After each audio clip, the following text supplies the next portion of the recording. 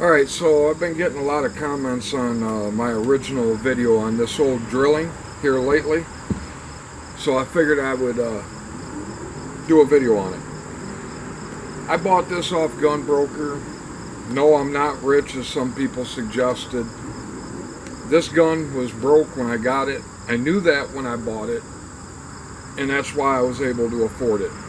I watch for old Cape guns, old drillings, just cool stuff that I like that is, damaged that a lot of people apparently aren't going to bid on. And I've won 3 of these old type guns, but I probably bid on a couple hundred. So this one, both shotgun barrels worked when I got it.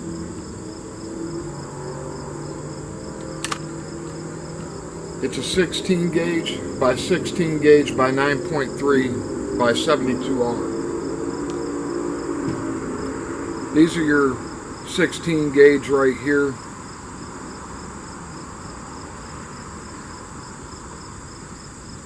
This is your 9.3 by 72R. This is not the 74R that is actually a dangerous game cartridge.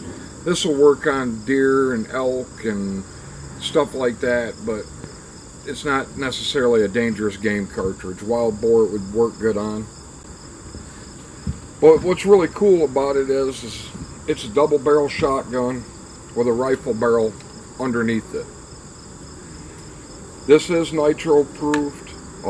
I did fix the rifle barrel, although the spring I have in it is, I don't know, it was a spring in a box of springs I got. It's a little bit weak, so sometimes with rifle primers, depending on the brand, some are harder than others. It will, you'll have to cock it, a second time to shoot the rifle barrel. Not very often, but it does do it sometimes. I need a little bit heavier spring is the problem. I'm not even sure if it's necessarily heavier or if I need a little bit longer spring so it hits the primer, a little harder. This one, a lot of these, when you would flip it from shotgun to rifle, it would automatically kick up this rear sight. This one doesn't do that. This is not like a super high dollar. Of the drillings, this was probably on the lower end as far as price range. This here is actually the safety. This up here, when it's back, is both shotgun barrels. When it's forward, it's the right shotgun barrel and then the rifle barrel underneath. This is kind of an underlever style ejector, or well, break open. Beautiful gun in really good shape. A lot of the finishes are still left on it. The markings are gorgeous on this as far as, this isn't like overly engraved like some you see. Like I said, this would probably be considered a field model of these, but it still has quite a bit of engraving for what it is. It comes apart like a regular shotgun does, regular side-by-side. It's extremely light. I don't think it weighs much more than a regular double barrel side-by-side shotgun. And I think that that's partly because the rifle barrels on at least on this and on one of my Cape guns is really thin, so I would not recommend loading up any kind of hot rounds with these or nothing. Just use factory ammo. The checkering on this thing is beautiful. The wood's in really good shape. Somebody did add a different butt pad on it. It does have a nice cheek piece that when you pull up on it and you've got the rifle sights up, it just puts them right where it needs to be. I haven't hunted in years, but I am seriously thinking about doing some pheasant hunting this year.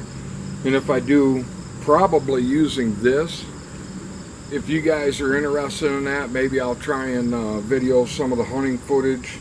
If not, I won't worry about it. And that's even if I do hunt. I don't normally hunt anymore. Just everybody I hunted with has passed on and just isn't as fun as it used to be. But this is just in, you know, old drilling made in, I believe, if I remember right, the early 1920s. It's an, I'm trying to find the name on it again. Emmanuel Heffert or something, or Herfert or something like that. I would have to go back through. I don't remember what all the markings mean in that. But one of the people that watched the videos had told me that if I send him pictures of all the markings, he can tell me. I think he lives over in Germany. I just haven't gotten around to doing it yet, but I have this one and then the 2 Cape guns that eventually I want to send all the markings to him and have him get, because he'd be able to get better information than me anyway. He lives where these things were made over in Europe. But that's what it is. Beautiful gun. I love this gun. I got this gun for really cheap, but like I said, I knew it was damaged. Same thing with my Cape guns. I got them really cheap because they needed work. It's just something I like to do in the winter time when it's too cold and nasty to go out shooting and that. I like to work on guns, and I like to just pick up old stuff like this and fix it up. So, but that's what it is. This isn't I guess some people thought that this was because it was 9.3 by 72R. I think they got it confused with the 9.3 by 74R. But no, this is not a dangerous game gun. I've heard different reasons on it, but it doesn't seem like it's as easy to have as many guns over in the European countries. So my thought was, and this is what other people have told me, they came up with stuff like this so a guy could have one gun to hunt, you know, everything from birds to large game. So, but that's what it is right there.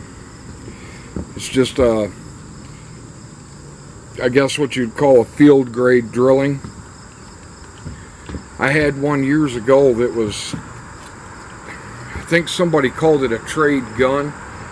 The wood was exceptional on it. It had engraving on every single inch of the receiver, all kinds of engraving down the barrel and that.